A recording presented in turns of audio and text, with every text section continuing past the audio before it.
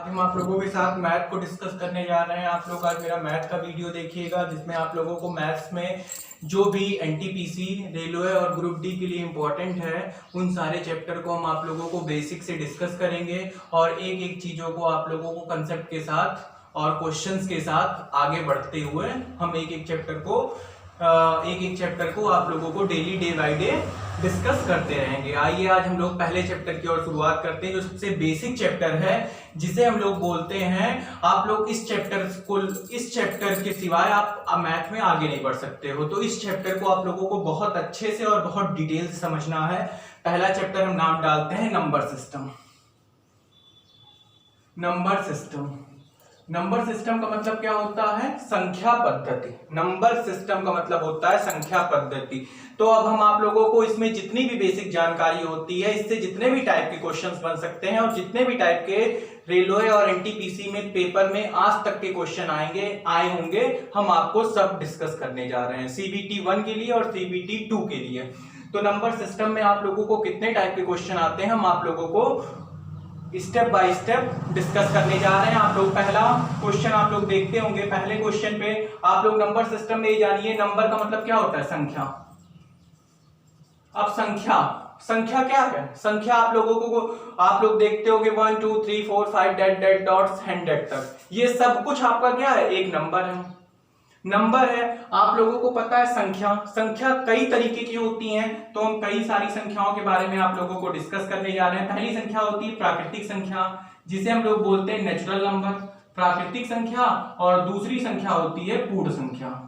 दोनों में डिफरेंस क्या होता है? प्राकृतिक संख्या और पूर्ण संख्याएं क्या होती हैं? ध्यान से देखिएगा। प्राकृतिक संख्याएं वो संख्याएं होती हैं जो आप लोगों का 1 2 3 डॉट तक जाती हैं। मतलब डॉट कहां तक? इनफाइनाइट तक। मतलब एक से शुरू होती हैं और कहां तक जाती हैं? इनफाइनाइट तक। दैट इज कॉल्ड कौन सा नंबर? ये प्राकृतिक संख्या है। आप लोग इनको प्राकृतिक संख्या है natural number, that is called a natural number. Natural number आप लोगों का 1 से शुरू होता है। अब आप लोगों के दिमाग में बात आ रही होगी इसमें जीरो काउंट नहीं होता है, तो नेचुरल नंबर में जीरो काउंट नहीं होता है। अगली बात आती है पूर्ण संख्या, जिसे हम लोग बोलते हैं होल नंबर। तो होल नंबर में क्या होता है? आप लोगों को पता होगा होल नंबर क्या होती हैं। तो होल नंबर आप लोगों को ध्यान से देखिएगा। होल नंबर में 0 1 2 3 डॉट इनफाइनाइट तक।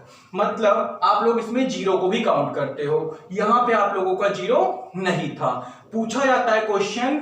अब क्वेश्चन आप लोगों से थोड़ा आजकल टेक्निकल पूछा जाता है। पहला क्वेश्चन आपसे पूछा जाएगा तो आप लोग बोलोगे, मतलब देखिए ये जो सभी प्राकृतिक संख्याएं होंगी वो पूर्ण संख्याएं होंगी। सभी प्राकृतिक संख्याएं आपकी पूर्ण संख्या होंगी, लेकिन सभी पूर्ण संख्याएं आपकी प्राकृतिक संख्या नहीं होगी, उसमें जीरो एक्स्ट्रा काउंट होता है। तो पूर्ण संख्या का मतलब आप लोग समझ लिए। ये प्राकृतिक संख्या, पूर्ण संख्या। अगली संख्या आप लोग कौन सी होती है? परमेय संख्या, रैशनल नंबर। परमेय संख्या क्या होती है? जिसे हम लोग p बाई क्यू के फॉर्म में लिख सकते हैं, उसे हम लोग परमेय नंबर बोलते हैं। परमेय संख्या क्या होती है? जिस संख्या को हम लोग p बाई क्यू के फॉर्म में लिख सकते हैं, उन सारी संख्याओं को हम लोग क्या बोलते हैं? परमेय संख्या बोलते हैं। ये परिभाषा आप लोग बचपन से पढ़ते आ रहे हो। हम आप लोगों को थोड़ा सा एडवांस परिभाषा बताने जा रहे हैं, उसको सुनिएगा ध्यान से, एक एक बातों को मेरे सुनिएगा। परमेय संख्या वह संख्या होती है आप लोग जिसको p बाई क्यू के फॉर्म में लिख लो। मान लेते हैं कोई संख्या है 3.23, ऊपर से इसके ऊपर बार लगा है, तो हम लोग बार को इसको कैसे हटाते हैं, रिमूव करते हैं? तो हम लोग करते हैं 3 प्लस, बीच में प्लस लगाते हैं 23 अपॉन जितने पे बार लगा है उतनी बार 99 लगाते हैं। तो मतलब जिन संख्याओं को आप लोग, मतलब जिन संख्याओं की बार बार पुनरावृत्ति होती है, मतलब पॉइंट के बाद जिन संख्याओं की बार बार पुनरावृत्ति होती है, अर्थात 23 फिर 23 फिर 23, मतलब वो कई संख्या पेयर के फॉर्म में आती हैं, उन संख्याओं को हम लोग प्रमेय संख्या बोलते हैं। प्रमेय संख्या वो भी संख्या होती हैं जो पूरी तरीके से शांत होती हैं। शांत का मतलब क्या होता है? शांत की बात को मैंने पॉइंट आउट कीजिएगा। मान लेते हैं कोई संख्या लिखा है आप लोगों से 0.5, मतलब इसके आगे दशमलव के आगे और कुछ नहीं बढ़ेगा। मान लेते हैं 0.5 लिखा है, तो 0.5 आप लोग देख रहे होंगे, इसको हम लोग हटाएंगे तो इसको हम लिख सकते हैं 1/2 मतलब p बाई क्यू तो p बाई क्यू के फॉर्म में हम इसको बदल दिए तो 1/2 लिख दिया गया। तो ये संख्याएं, क्योंकि ये देखिए ये संख्याएं 5 के बाद खत्म हो जाती है, डॉट डॉट डॉट नहीं शुरू होती है। अगर दो डिफिनेशन निकल के आई परिमेय संख्या की, p बाई क्यू के फॉर्म में लिखते हैं और उन संख्याओं की बार बार पुनरावृत्ति होती है और वो संख्याएं पूरी तरीके से अगर शांत होती हैं, शांत का मतलब वो संख्या वहीं पे खत्म हो जाती है, उसके आगे नहीं बढ़ती है, तो उसे हम लोग कौन सी संख्या बोलते हैं? प्रमेय संख्या। प्रमेय संख्या आप लोगों से क्वेश्चन में आता है, प्रमेय संख्या क्या होती है? अब प्रमेय संख्या आप लोगों को पता है पाई प्रमेय संख्या नहीं होता, लेकिन 22/7 होता है। क्यों? क्योंकि पाई को हम लोग लिखते हैं, पाई का एग्जैक्ट मान आप लोगों को पता होगा 3.14567, मतलब ये होता है पाई, ये पाई की लगभग की वैल्यू है, एग्जैक्ट वैल्यू नहीं होती है, लगभग की वैल्यू है। और आपको पता है क्योंकि यहाँ पे संख्याएं क्या है, यहाँ पे संख्याएं पेयर के रूप में, अर्थात बार बार संख्याओं की पुनरावृत्ति नहीं हो रही है, इसलिए पाई प्रमेय संख्या नहीं होती। लेकिन 22/7 में आप लोग देखोगे 3.14, फिर इसी तरीके से संख्याओं की बार बार पुनरावृत्ति होगी। आप लोग डिवाइड करके देखोगे तो संख्याएं कई बार रिपीट होती रहेंगी, और जब रिपीट होंगी तो आप लोगों को पता होगा जब संख्याओं की बार बार पुनरावृत्ति होती है या संख्याएं बार बार रिपीट होती है तो यहां पे बार बार रिपीट होगी तो किसमें आ जाएगा? प्रमेय संख्या में, रैशनल नंबर बोलते हैं। अगली संख्या होती है इर्रेशनल नंबर। इर्रेशनल नंबर क्या होता है? जिसे हम लोग p बाई क्यू के फॉर्म में नहीं लिख सकते हैं, उसे इर्रेशनल नंबर बोलते हैं। क्वेश्चन, अगली बात आप लोग देखिए, प्रमेय संख्या अप्रमेय संख्या क्या होती है? जिन संख्याओं की बार बार पुनरावृत्ति नहीं होती और वो पूरी तरीके से अशांत होती हैं। अशांत का मतलब कि वो पूरी तरीके से कटती नहीं है। हम उसको क्या कर सकते हैं? p बाई क्यू के फॉर्म में नहीं लिख सकते हैं। जो p बाई क्यू के फॉर्म में नहीं लिखी जाएगी वो क्या कहलाएगी? अप्रमेय संख्या। अगली बात आती है, आप लोग सुने होंगे पूर्णांक, इंटीजर्स।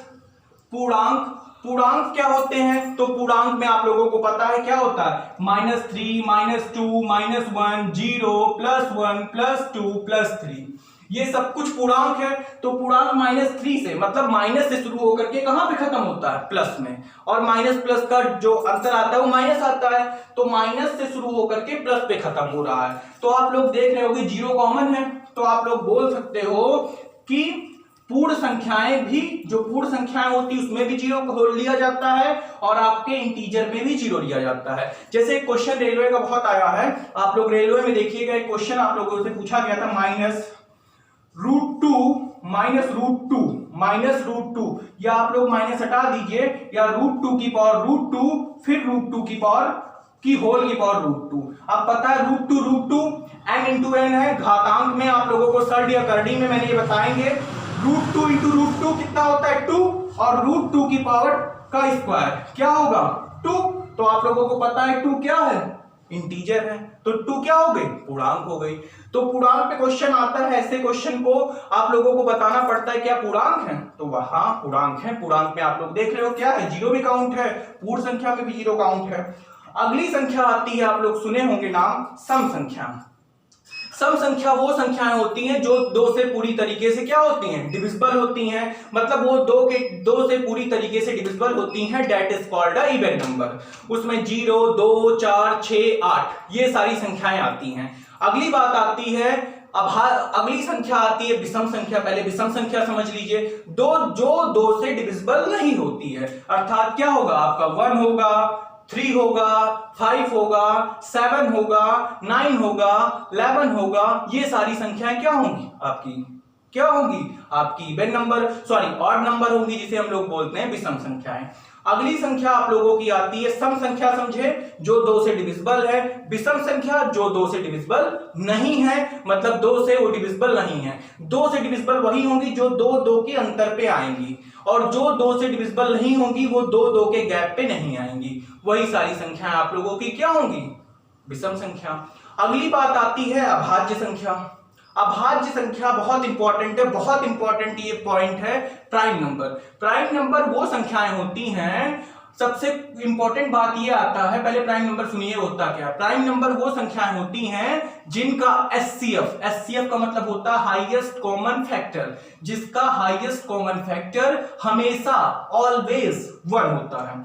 ऑलवेज 1 होता है, उसे हम लोग क्या बोलते हैं, उसे हम लोग बोलते हैं कौन सी संख्या, अभाज्य संख्या।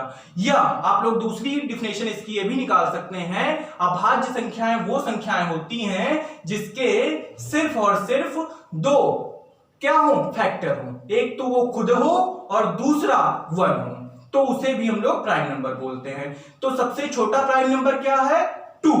1 प्राइम नंबर में नहीं आता है क्योंकि 1 का एक ही डिविजिबल है 1 ही, 1 सिर्फ 1 से ही करता है, मतलब जिसके 2 डिविजिबल हो, at least 2 divisible, that is called a prime number. जिसके कम से कम 2 फैक्टर होते हैं उसे हम लोग क्या बोलते हैं, प्राइम नंबर। एक तो वो खुद संख्या, दूसरी कौन सी संख्या, दूसरी 1, that is called a prime number. अगली बात आती है प्राइम नंबर के बाद सह प्राइम नंबर, जिसे हम लोग बोलते हैं को प्राइम नंबर। को प्राइम नंबर वो होती है जिनके दोनों का पेयर, सह का मतलब होता है साथ में, अभाज्य का मतलब होता है सह अभाज्य संख्याएं, जो दो ऐसी अभाज्य संख्याएं या दो ऐसी अभाज्य संख्याओं का पेयर जिनके बीच में एचसीएफ हमेशा 1 होता है। जैसे आप लोग सुनिएगा सह अभाज्य संख्याएं, जैसे 2 3, 3 5, लेकिन 3 4 नहीं, क्योंकि 3 4 के बीच में आप लोग देख रहे होंगे, क्योंकि 3 4 आप लोग देख रहे होंगे, 3 4 आप लोग इसी तरीके से आप लोग देखते होंगे 2 3, 3 4 देख रहे होंगे। तो आप लोग ये सारी संख्याएं, आप लोग को पता होगा सहअभाज्य संख्याएं वो संख्याएं होती हैं जिनके बीच एचसीएफ हमेशा 1 होता है, मतलब जिसका एक पेयर दूसरे में, मतलब जिसका एक फैक्टर दूसरे में ना आता हो, उसे हम लोग सहअभाज्य संख्या बोलते हैं। जैसे आप लोग देखते होंगे जिसका एचसीएफ हमेशा 1 होता है, एचसीएफ जैसे 1 2 में क्या है, 1 और 2 भी 1 से है, तो 1 2 हो गया, 2 3, 2 1 जा 2, 3 1 जा 3, एक दोनों में कॉमन हो गया, 3 4, 3 1 जा 3, 4 1 जा 4, दोनों का एक दूसरे का कोई संबंध ना होता हो, जिसके बीच में एचसीएफ हमेशा 1 होता है, उसे हम लोग बोलते हैं सहभाज्य संख्याएं, एचसीएफ। अगली होती है भाज्य संख्याएं, जिसे हम लोग बोलते हैं कंपोजिट नंबर। कंपोजिट नंबर वो नंबर होते हैं जिनका मोर देन 2 फैक्टर हो, जिनके जैसे कंपोजिट नंबर 2 है, नो, क्योंकि 1 है और 2 है, इसके 2 ही फैक्टर हैं। लेकिन 3 है, 1 3, ये भी कंपोजिट नंबर नहीं है। 4 है, हाँ 4 है, क्यों 4 है, क्योंकि 1 भी है, 2 भी है, 4 भी है, तो मतलब इसके कितने फैक्टर हो गए, 1 फैक्टर, 2 फैक्टर और 4, मतलब 4 3 संख्याओं से कटता है, 1 से भी, 2 से भी, 4 से भी, मतलब जिसके मोर देन 2 फैक्टर हो, मतलब 2 से अधिक फैक्टर होते हैं, उसे हम लोग भाज्य संख्या बोलते हैं, कंपोजिट नंबर।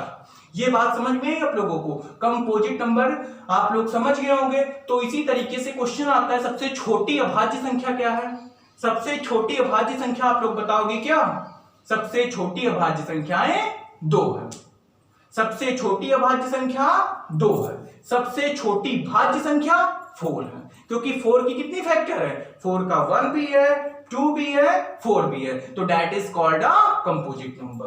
कंपोजिट नंबर आप लोग समझे, जिसे हम लोग बोलते हैं भाज्य संख्या, मोर देन 2 फैक्टर, अभाज्य संख्या में लीस्ट 2 फैक्टर, कम से कम 2 फैक्टर हो। दैट ये आज का मेरा संख्या के बारे में आप लोगों को बेसिक जानकारी थी। आगे के नेक्स्ट वीडियो में हम आप लोगों को संख्या के बारे में और सारी बताएंगे। तो आप लोग बताइएगा वीडियो कैसा लगा, कमेंट बॉक्स में जरूर बताइएगा। आगे हम इसी तरीके से नेक्स्ट अपना वीडियो और नेक्स्ट सेशन लेकर के आएंगे संख्या पद्धति पे 2nd चैप्टर। धन्यवाद।